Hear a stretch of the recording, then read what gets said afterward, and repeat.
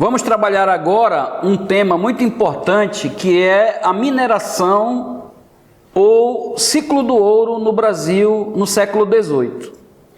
Mineração ou ciclo do ouro é um tema muito amplo, muito vasto.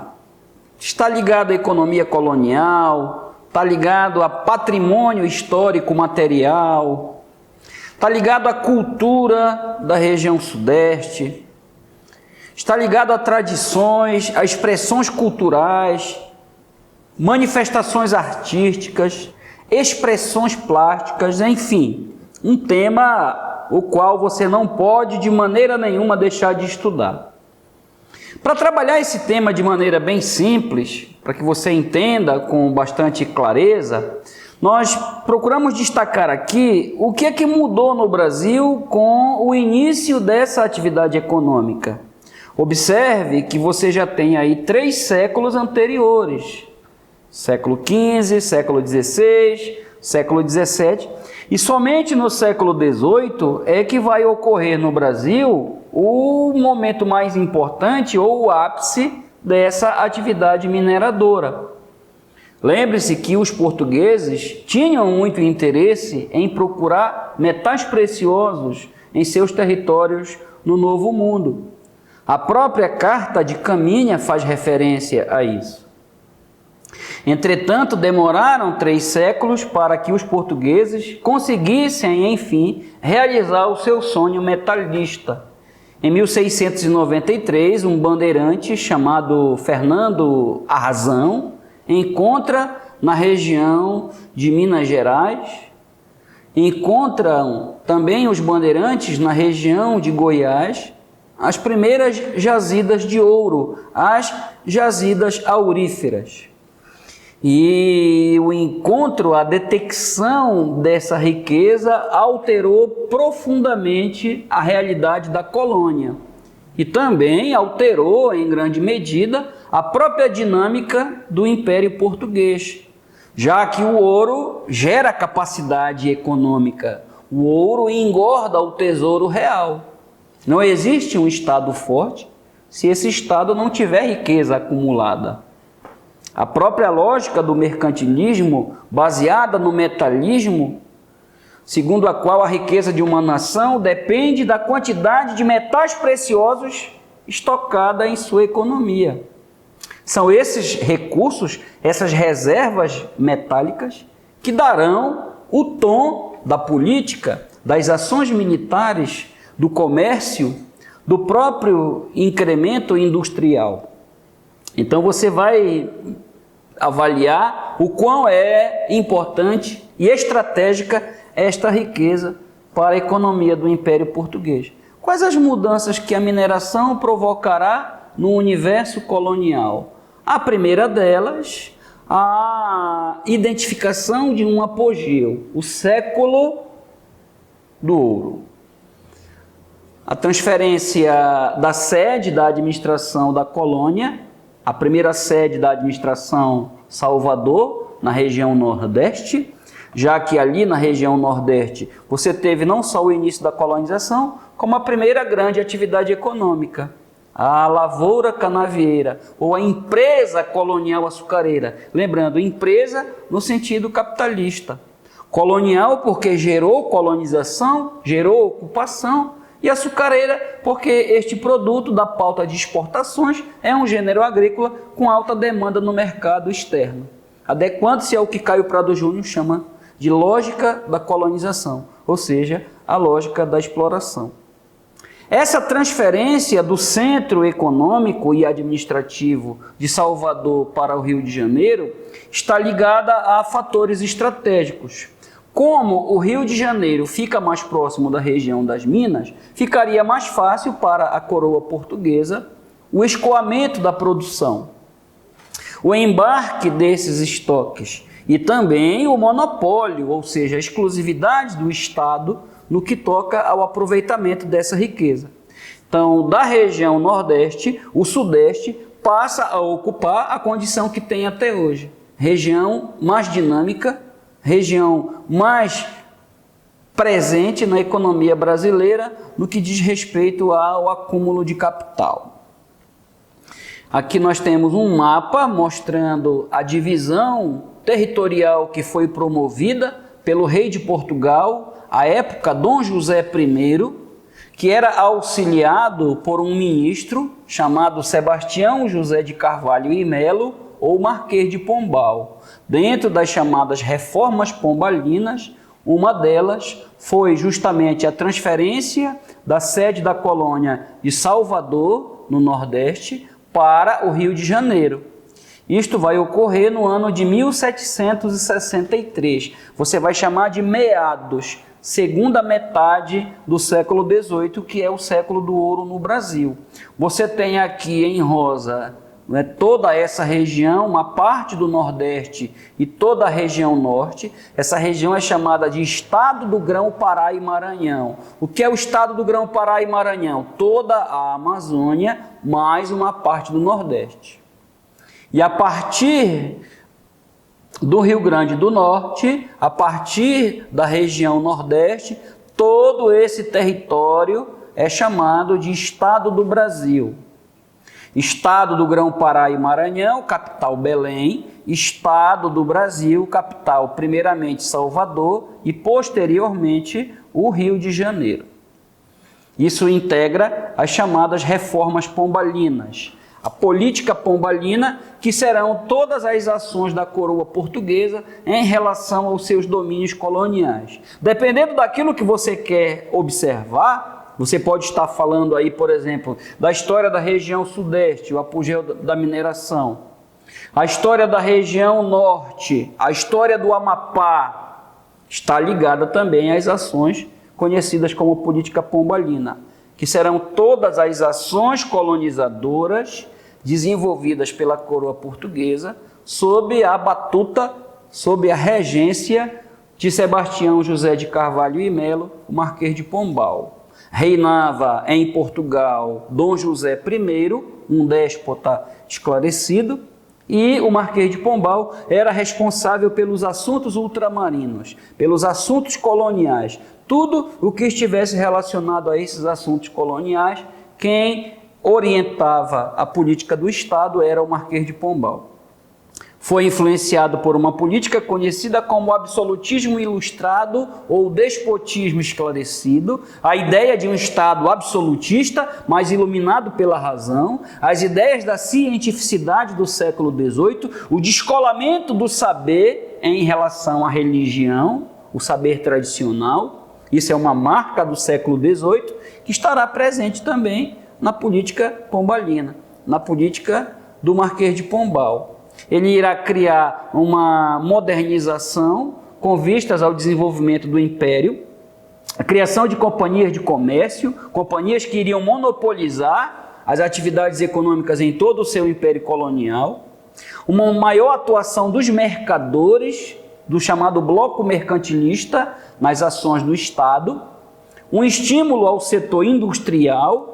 A ideia do Marquês de Pombal era colocar Portugal como uma potência na Europa. Isso não vai ter um resultado muito concreto, em função de uma série de fatores, principalmente o baixo investimento do Estado nesse segmento, a avidez, a sede por lucros da burguesia, a própria ideia de que o Brasil, com a produção de ouro e diamantes, iriam suprir todos os déficits da balança de comércio de Portugal, fez com que Portugal se acomodasse um pouco nesse nível, que é a exploração do comércio e a exploração da empresa agrícola, negligenciando, ou seja, descuidando um pouco da agricultura. O Marquês de Pombal também vai promover uma política que nós chamamos de laicização ou secularização do ensino. O que é laicização ou secularização? Tudo que você retira do poder da igreja, do controle da igreja, e transfere para o poder leigo ou laico, ou seja, o poder do Estado. Olha aí a influência do iluminismo, do racionalismo iluminista na política pombalina. Uma das questões centrais era o controle da educação. Você estudou nas aulas anteriores que a presença da igreja está muito ligada à política educacional na colônia. A igreja fundou os primeiros colégios. Era a função dos religiosos a instrução básica dos colonos. E isso passa a ser visto pelo Marquês de Pombal como uma ameaça, um obstáculo. Quem deveria controlar o sistema de ensino seria o Estado. O atrito entre o Marquês de Pombal e os jesuítas, que se tornaram uma ordem muito influente, muito atuante, principalmente aqui na Amazônia, ele viu, nas suas próprias palavras, a ordem dos jesuítas, a Companhia de Jesus, como um império particular dentro do Império Português, ou um Estado dentro do próprio Estado. E assim, em 1759, ele determinou o banimento, ou seja, a expulsão dos jesuítas dos territórios coloniais. Consequentemente, o ensino, que era ligado aos padres católicos, passou a ser implementado por leigos, com baixo nível de instrução. Uma das primeiras crises do ensino no Brasil. É uma marca do século XVIII, uma marca da própria política do Império Português, o seu distanciamento no que diz respeito à influência e ingerência que a Igreja desenvolve nos assuntos do Estado. Quer dizer, então, professor, que Portugal abandona o catolicismo? Não, o catolicismo continua sendo a religião oficial. Apenas não haverá mais brecha, espaço, para que a Igreja atue nas funções que são do Estado. O Estado quer exercer a sua presença com maior ênfase, com maior intensidade. Aí a imagem do Marquês de Pombal, o homem dos mapas, da cartografia, o homem olhando para a enorme frota naval portuguesa, olha aí uma posição bem sugestiva, né? Olhando os cargueiros, os navios mercantes, os navios de comércio, olhando o movimento dos portos, as riquezas afluindo para o Império Português, sempre mostrando Pombal como um ilustrado, um homem da ciência, um homem do saber, um homem de seu tempo, né? O século XVIII. Uma imagem importante. Você tem, além da transferência da capital da colônia de Salvador para o Rio de Janeiro, uma migração intensa de colonos portugueses de outras áreas do Império Português para o Brasil. E também grupos de colonos do próprio Nordeste para a região Sudeste.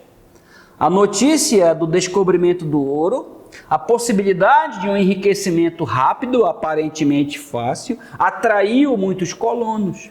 E a população, em um século, teve um crescimento exponencial de sua população.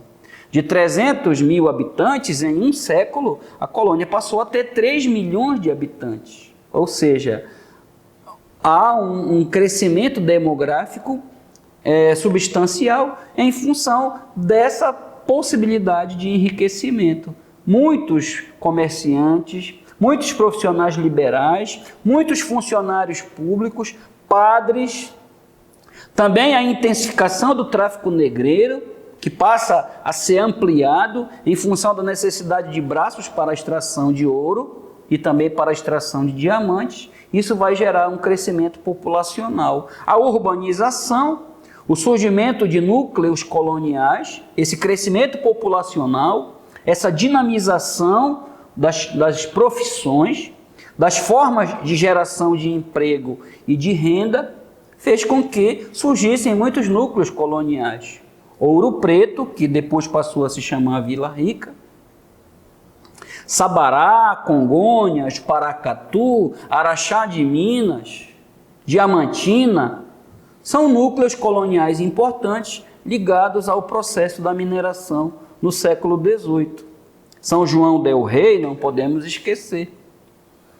O crescimento populacional, a dinamização interna do mercado, já que você tem uma atividade que se desenvolve com um certo dinamismo, muito comércio, muitos impostos, muitas funções públicas, militares para fiscalizar o transporte dessas mercadorias, os tropeiros trazendo mercadorias da região Nordeste, da própria região litorânea, do território colonial, uma enorme presença de escravos africanos, populações africanas que foram escravizadas e para cá compulsoriamente trazidas, o desenvolvimento de gostos, de hábitos de consumo diferenciados, o gosto pela alimentação mais farta,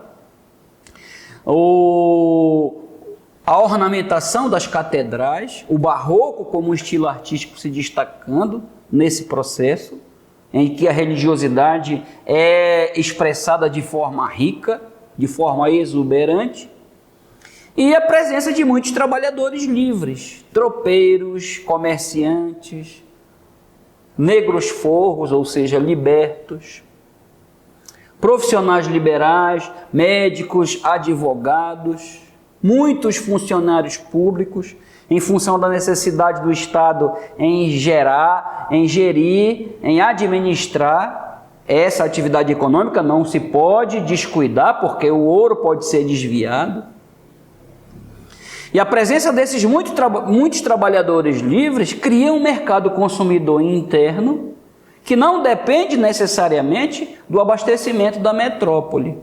Um crescimento relativamente autônomo, sem com que o Brasil, claro, deixasse de ser colônia.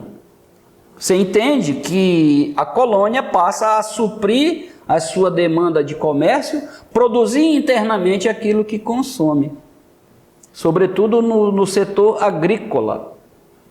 E assim, a dinamização de atividades como a construção de portos, a ampliação da frota mercante, ou seja, os navios de transporte de cargas, a própria arquitetura que se diversifica, que se dinamiza, o crescimento de cidades na região sudeste e o surgimento de muitos trabalhadores livres, aí citados: tropeiros, artesãos, carpinteiros, alfaiates, militares, clérigos, funcionários públicos, todos ligados direta ou indiretamente à atividade mineradora. Há aqueles que transferem-se com suas famílias para a região das minas em busca de ganhos, não necessariamente na extração de ouro e de diamantes, mas no estabelecimento de empórios, pequenas mercearias, tavernas,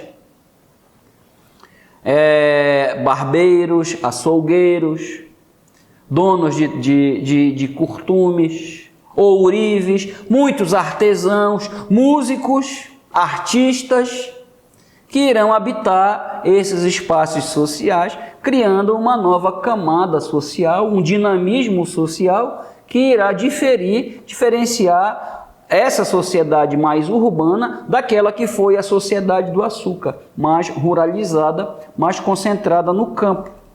Você tem uma outra característica, que é uma maior presença do Estado, pela própria natureza autoritária da política pombalina, a própria percepção que o Estado desenvolve de que ele precisa ampliar a sua presença na colônia, exercer a sua soberania sobre o território, exercer o seu poder sobre as populações e, principalmente, assegurar o controle das riquezas.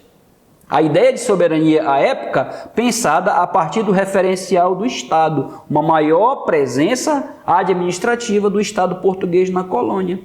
Isso vai ser perceptível, isso vai ser visível através das leis, através dos impostos, o chamado fiscalismo, o chamado arroxo fiscal. O que é o arroxo fiscal? A intensificação da cobrança de impostos. A coroa não esquece de ter a sua participação no capital que é gerado pela extração de ouro e de diamantes. Uma primeira legislação implantada em 1702, em alguns livros você pode encontrar até 1703 ou 1705, o chamado Regimento das Minas. Olha a nomenclatura: regimento, uma legislação do Estado, do poder régio. Por essa legislação, o ouro e todas as riquezas do subsolo passariam a ser consideradas propriedade exclusiva da coroa portuguesa.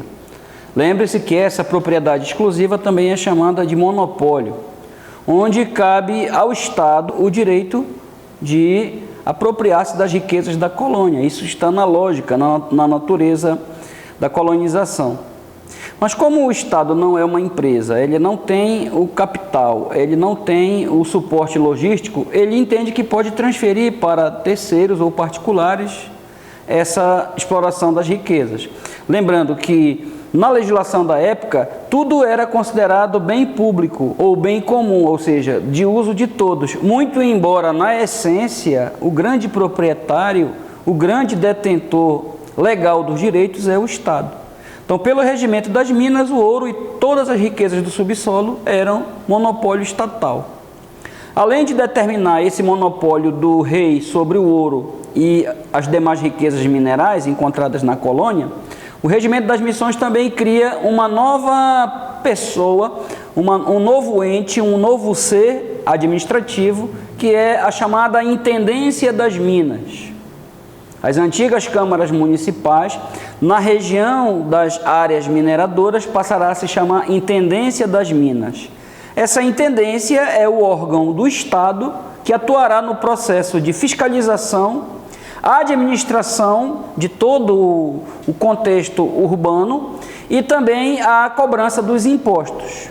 E o responsável por essa instituição, criada pelo Regimento das Minas, é o chamado Intendente das Minas.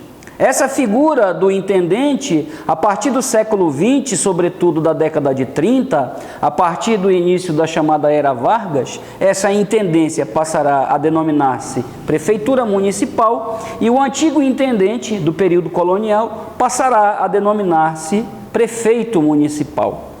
Então, caberá à intendência a chamada gestão, ou seja, a administração régia, a administração do Estado na pessoa do intendente.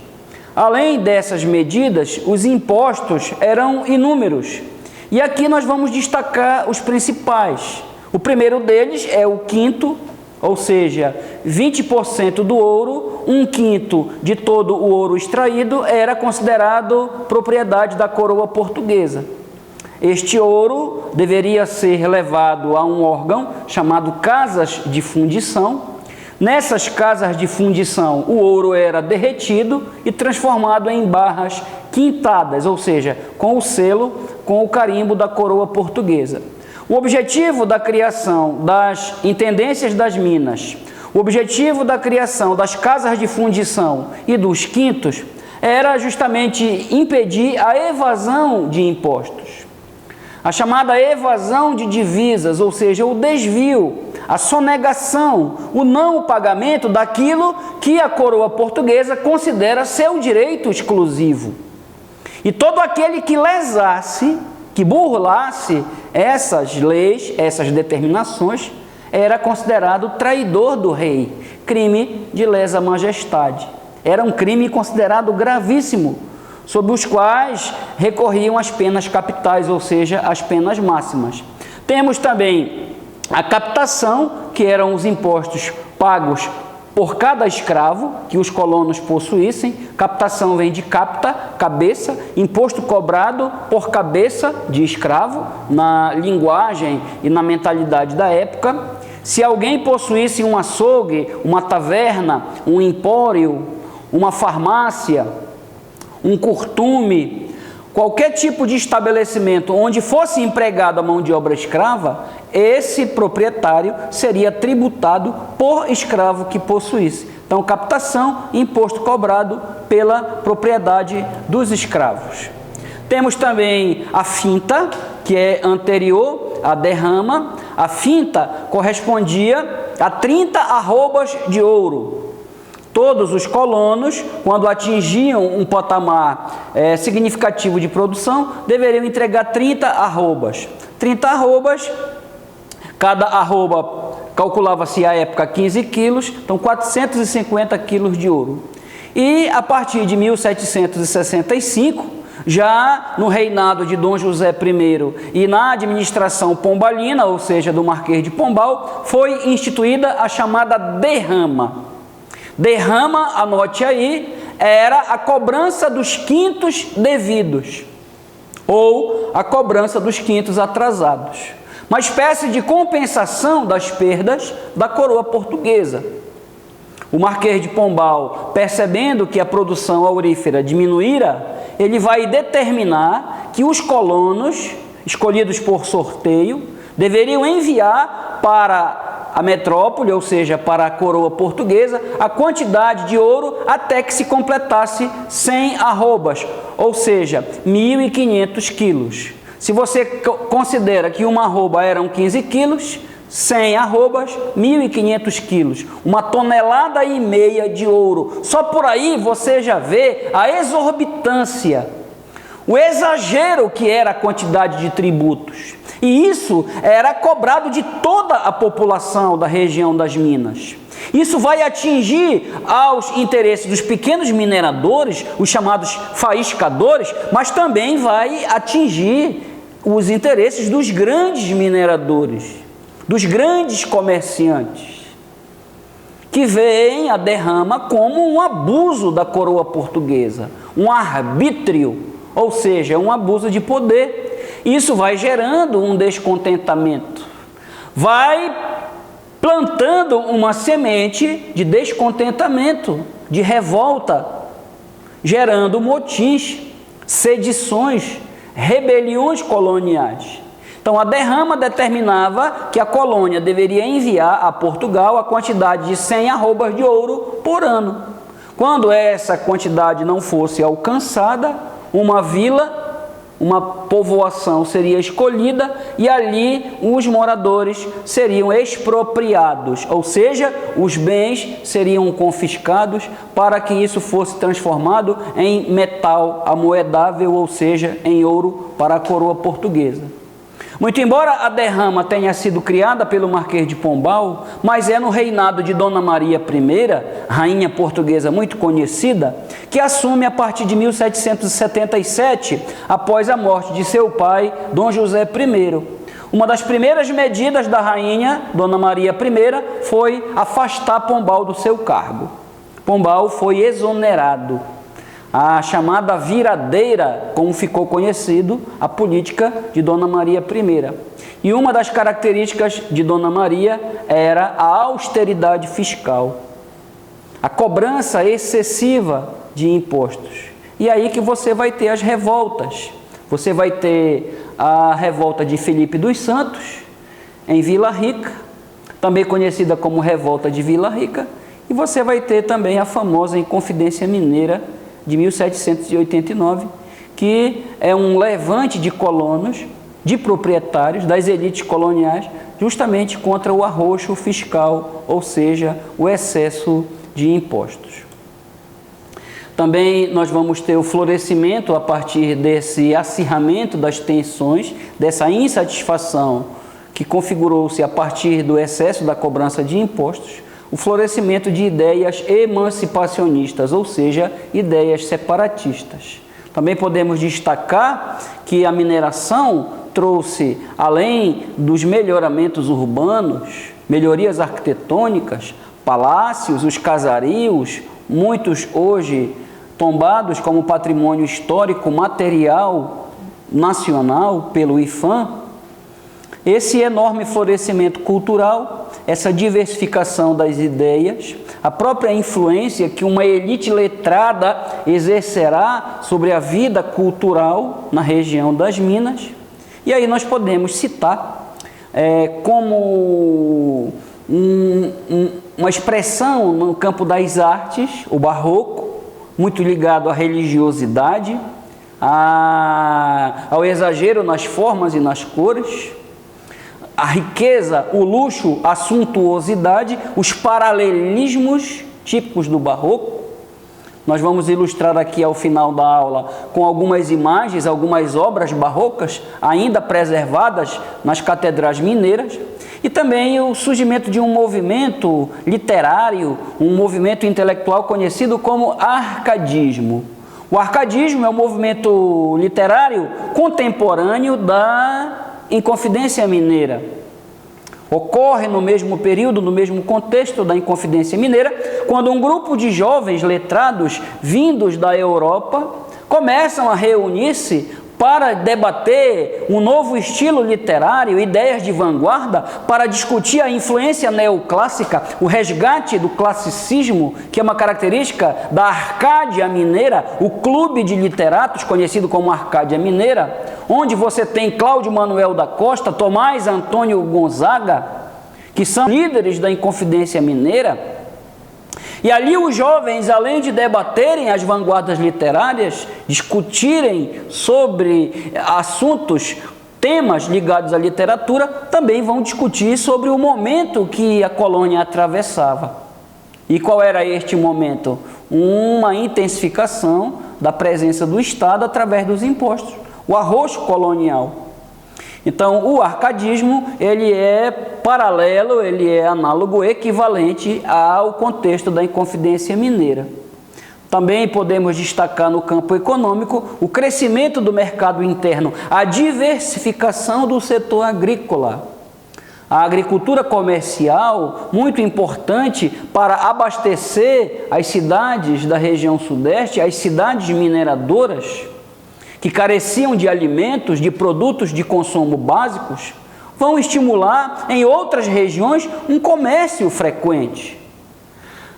As chamadas monções, as bandeiras de comércio, o transporte de mercadorias através de embarcações, mas principalmente através dos tropeiros, o tropeirismo, as mercadorias que são transportadas nos longos de mulas, gado muar, as mulas, que eram um veículo, uma forma de tração animal para transportar essas mercadorias até as cidades. Lembra da questão sobre o feijão tropeiro? Muita proteína, ou a mistura com muitos ingredientes, aquilo era transportado pelos tropeiros. Isso tem um sentido histórico, está ligado a eventos históricos, está ligado a uma memória do passado. Por isso tem importância para a discussão na temática do Enem.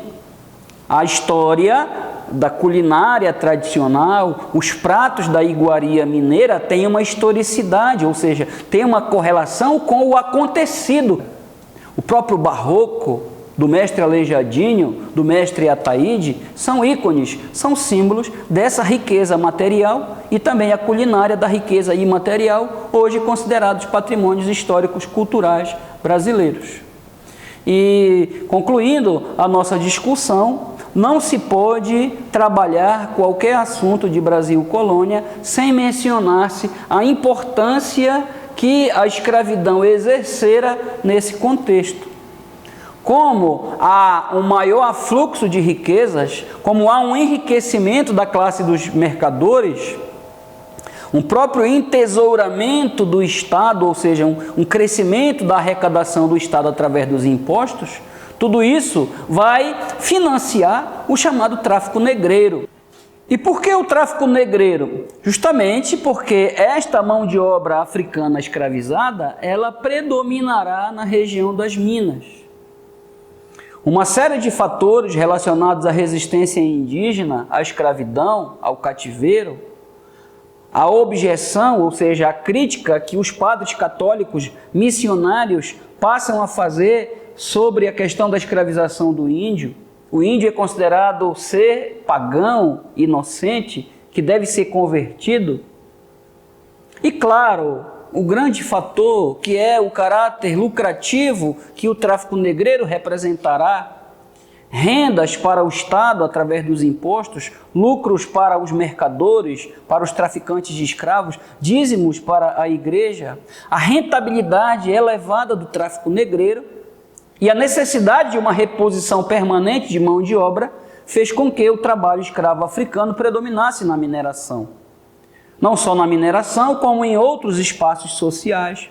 A escravidão urbana, por exemplo, muito comum no Brasil colonial. E o trabalho escravo na região das Minas apresenta algumas diferenciações em relação ao trabalho na lavoura da cana-de-açúcar.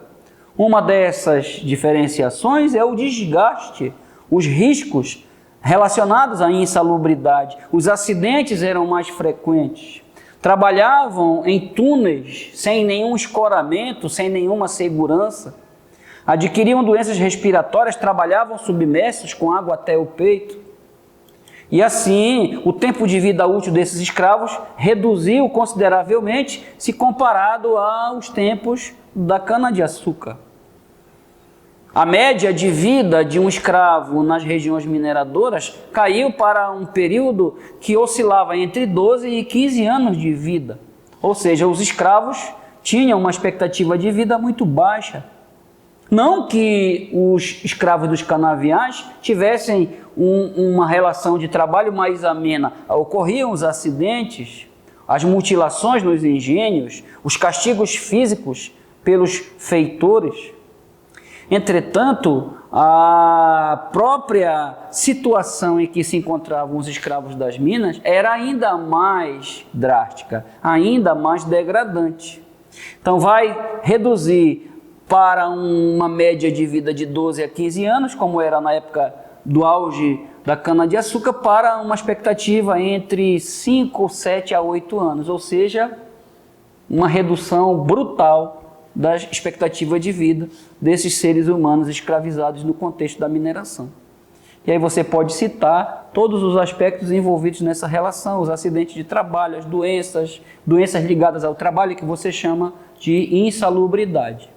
Entretanto, a elevada frequência com que o tráfico negreiro alimentava as regiões mineradoras passou-se a considerar a propriedade escrava como um mecanismo de status social, ou seja, a riqueza de uma pessoa era medida pela quantidade de escravos que ela possuísse.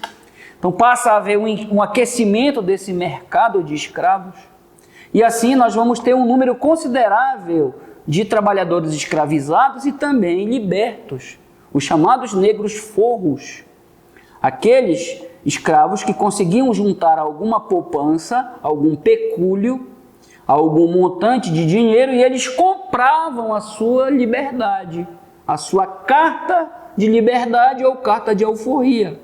Trabalhavam ali, perambulando nas minas abandonadas, nas áreas de pequena extração, também conhecidas como faisqueiras.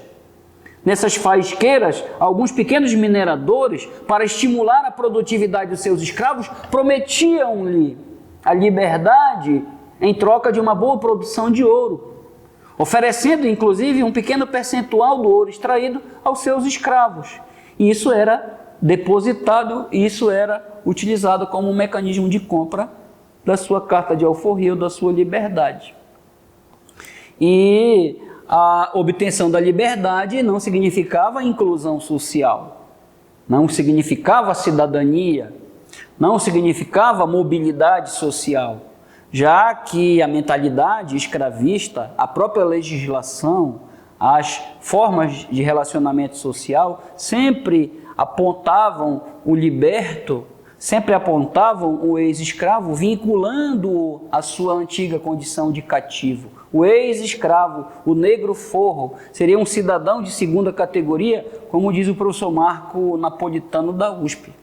A sociedade continuava a excluí-los, pois é uma sociedade racista, discriminatória, patriarcal, elitista, católica e escravocrata.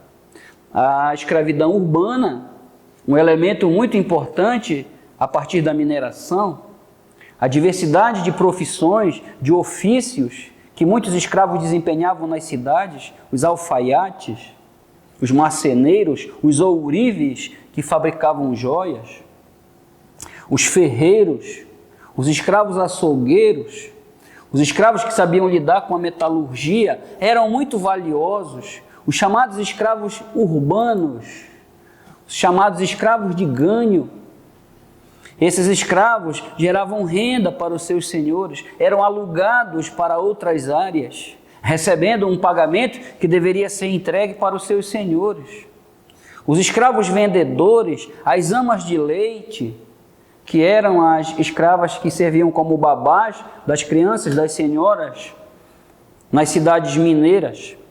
Os carregadores, as costureiras, as bordadeiras, os aguadeiros, vendedores e transportadores de água, os chamados tigres, que carregavam em grandes bacias os resíduos dos casarões, Ou seja, uma presença cada vez intensa e marcante deste componente étnico na formação social da sociedade colonial na América Portuguesa. Vamos trabalhar uma aula específica sobre a sociedade colonial, onde vamos ilustrar com maiores detalhes a diversidade que a escravidão apresentou na sociedade ao longo da história do Brasil colonial. E assim nós encerramos o nosso tema e na próxima aula vamos trabalhar expansão territorial e também as invasões estrangeiras ao Brasil colônia. Um grande abraço e te aguardo para a próxima aula. Até lá!